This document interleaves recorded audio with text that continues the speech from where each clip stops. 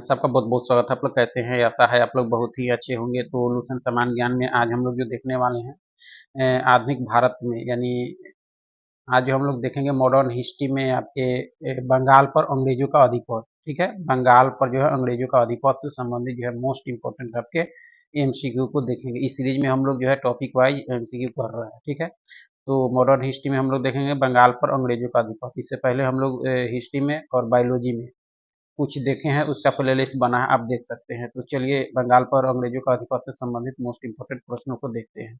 अगर आप चैनल पर नए हैं तो चैनल को लाइक और सब्सक्राइब जरूर करें। तो चलिए तो देख सकते हैं सबसे पहला प्रश्न है कि जो है मुगल साम्राज्य के अंतर्गत आने वाले प्रांतों में जो है बंगाल का क्या स्थान था?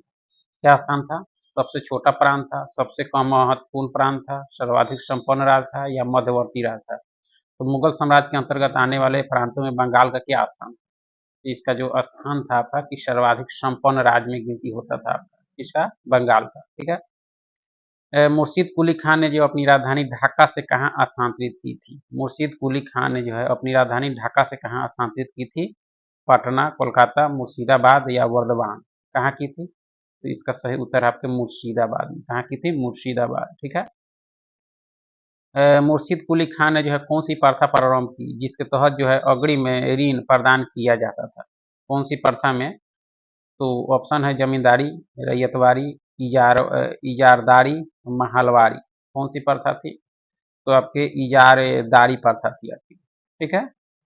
चलिए आगे है कि 1740 ईस्वी के जो है गिरिया के युद्ध में बिहार के सर सूबेदार सरफराज खां को जो है मारकर बंगाल का नवाब कौन बना? कौन बना? ऑप्शन है सुजाउद्दीन, अलीवर्दी खां, सिराजुद्दौला या मीर जाफर। कौन बना? तो इसका सही उत्तर आपके अलीवर्दी खां बना, ठीक है।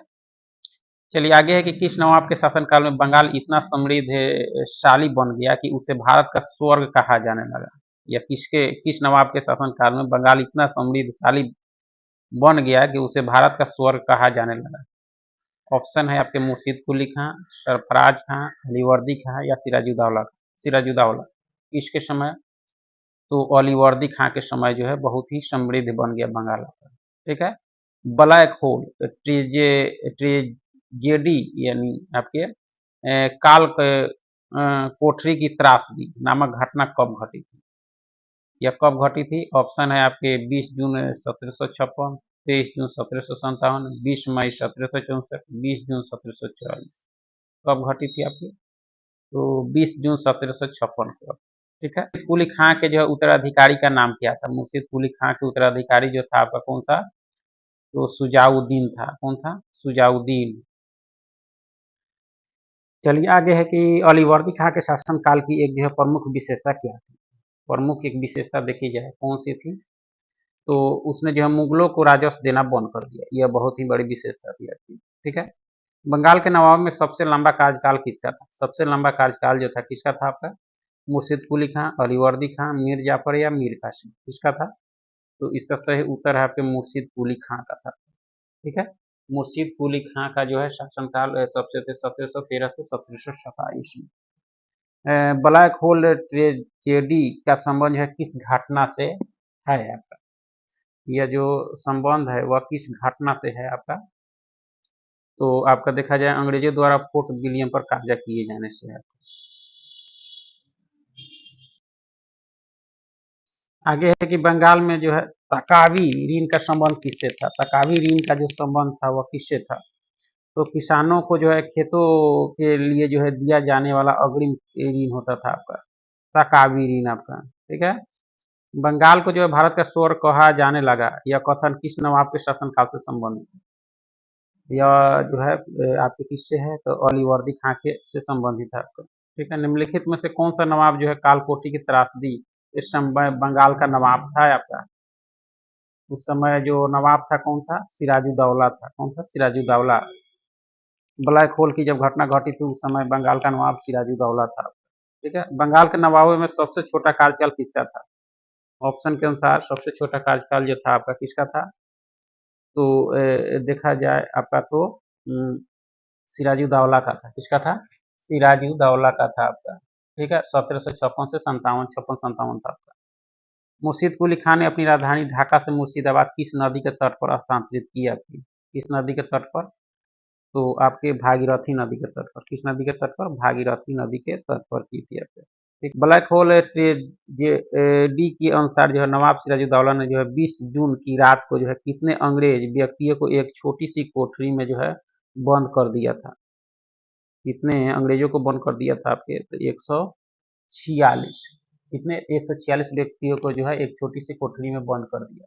अगले दिन सुबह जो 146 में से केवल जो 23 व्यक्ति ही जिंदा इसमें बचे थे आपके। ठीक है।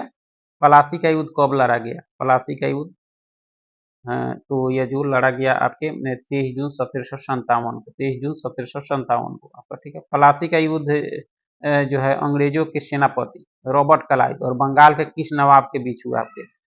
काफी इंपॉर्टेंट है। तो यह जो हुआ आपके किसके? सिराजुद्दौला के बीच। यानी पलासी का युद्ध जो अंग्रेजों के सेनापति रॉबर्ट क्लाइव और बंगाल के सिराजुद्दौला के बीच हुआ था। पलासी का युद्ध 1757 में। ठीक है। पलासी के युद्ध में नवाब सिराजुद्दौला की हार का मुख्य कारण क्या था आपके? मुख्य कारण क्या था? हार का मुख्य कारण देखा जाए तो अपने सेनापति मीर जाफर द्वारा धोखा देना। उसके सेनापति मीर जाफर द्वारा धोखा देने के कारण हुआ जो है हार हुई अपनी। ठीक है। पलासी का युद्ध किस नदी के किनारे हुआ था? पलासी का युद्ध 1757 का जो युद्ध हुआ था वह किस नदी के तट पर? तो भागीरथी नदी के तट पर। किस नदी के? भागीरथी। चलिए आगे है कि पलासी के लड़ाई में नवाब की जो है वफादार सेना का नेतृत्व किसने किया था? यह किसके द्वारा? तो मोहनलाल और मीर मदान के द्वारा की गई थी। मोहनलाल और मीर मदान के नेतृत्व में एक छोटी जो है सेना नवाब के वफादार रही। मीर मदान लड़ते हुए जो है मारा गया और पलासी जो है के लड़ाई में जो है यह मारा गया आपका मीर मदान आपका। अंग्रेजों ने जो है 1760 में कठपुतली नवाब मीर जाफर को जो है हटाकर इसे जो है बंगाल का नवाब बनाया। इसको बंगाल का नवाब बनाया तो मीर कासिम को बनाया। जाफर को हटाकर कासिम बनाया। ठीक है। मीर कासिम ने अपनी राजधानी मुर्शिदाबाद से कहाँ स्थानांतरित किया? मीर कासिम ने जो अपनी राजधानी मुर्शिदाबाद से कहाँ जो है हस्तांतरित की? तो यह जो किया आपका कहाँ किया? मुंगेर में किया। कहाँ किया? मुंगेर। ठीक है। बंगाल की राजधानी का जो है सही क्रम क्या है? बंगाल की राजधानी का जो है सही क्रम देखा जाए क्या है? तो ढाका, मुर्शिदाबाद, उसके बाद में मुंगेर बनी। बक्सर का युद्ध कब लड़ा गया आपके? बक्सर का युद्ध जो है आपके कब लड़ा गया? तो 1764 में। कब लड़ा गया? 1764 में आपका। ठीक है। बक्सर का युद्ध किन किन के बीच हुआ था? किन के बीच हुआ था बक्सर का युद्ध 1764 में? तो अंग्रेजों मीर कासिम, अवध के नवाब सुजाउद्दौला और मुगल सम्राट जो है शाह आलम द्वितीय के बीच हुआ था आपका। ठीक है। बक्सर के युद्ध में अंग्रेजी सेना का जो है सेनापति कौन था? बक्सर के युद्ध में जो है अंग्रेजी सेना का जो है सेनापति कौन था? बक्सा। तो आपका था हेक्टर मुनरो। ठीक है। पलासी के युद्ध के बाद अंग्रेजों ने जो है किसे बंगाल का नवाब बनाया? आपके मीर जाफर को। किसको? मीर जाफर को बनाया आपका। ठीक है। इस संधि के तहत बक्सर की युद्ध के बाद जो है अंग्रेजों को बंगाल, बिहार और उड़ीसा की जो है दीवानी अधिकार प्राप्त हुआ आपको। किस युद्ध यानी किस युद्ध के बाद आपका? तो इलाहाबाद की संधि के बाद। युद्ध नहीं, किस संधि के तहत बक्सर के युद्ध के बाद जो है अंग्रेजों को बंगाल, बिहार और उड़ीसा की जो है दीवानी अधिकार प्राप्त हुआ? वो आपके इलाहाबाद की संधि के तहत आपका। ठीक है। समय जो है मुगल सम्राट कौन था? बक्सर के युद्ध के समय जो है मुगल सम्राट कौन था? तो शाह आलम द्वितीय था। कौन था? शाह आलम द्वितीय। ठीक है। बंगाल में द्वैध शासन की स्थापना किसने किया? बंगाल में द्वैध शासन की स्थापना जो है किसने की? रॉबर्ट क्लाइव ने किया आपका। ठीक है। इस नवाब को रॉबर्ट क्लाइव का जो है गधा या कठपुतली नवाब के नाम से भी जाना जाता है। किसको? तो आपका जो है मीर जाफर को। किसको? मीर जाफर को। ठीक है। निम्नलिखित में से किस ब्रिटिश गवर्नर जनरल ने जो है बंगाल में द्वैध शासन प्रणाली को समाप्त किया था? किसने समाप्त किया? गवर्नर जनरल द्वैध शासन जो समाप्त किया आपके वारेन हेस्टिंग्स ने किया था आपका।